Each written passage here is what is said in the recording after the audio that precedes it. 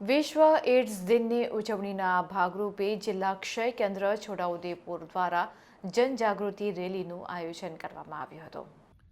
1 December વિશ્વ ads દિન નિમિત્તે સમુદાયમાં HIV એડ્સ વિશે જાગૃતતા આવે તે હેતુસર નેશનલ એડ્સ કંટ્રોલ પ્રોગ્રામ તથા જિલ્લા ક્ષય કેન્દ્ર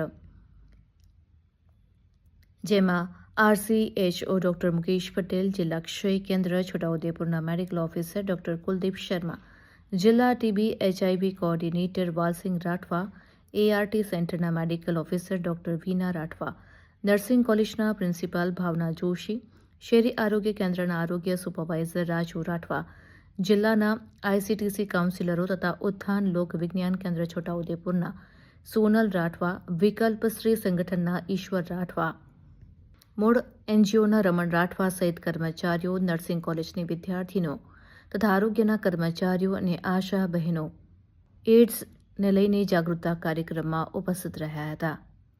આ નિમિત્તે ખાસ રેલીનું આયોજન કરવામાં આવ્યું હતું।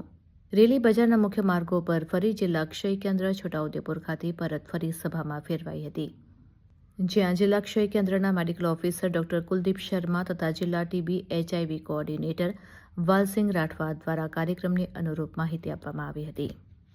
મુખ્ય જિલ્લા આરોગ્ય અધિકારી ડોક્ટર પાઉલ વસાવાની સૂચના અને માર્ગદર્શન હેઠળ આ રેલીનું આયોજન કરવામાં આવ્યું હતું।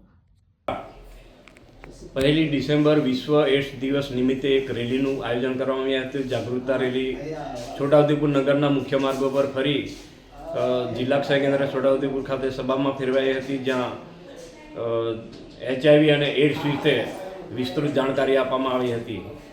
વાલસિંગભાઈ રાઠવા, જિલ્લા TB HIV કોઓર્ડિનેટર છોટાઉદેપુર।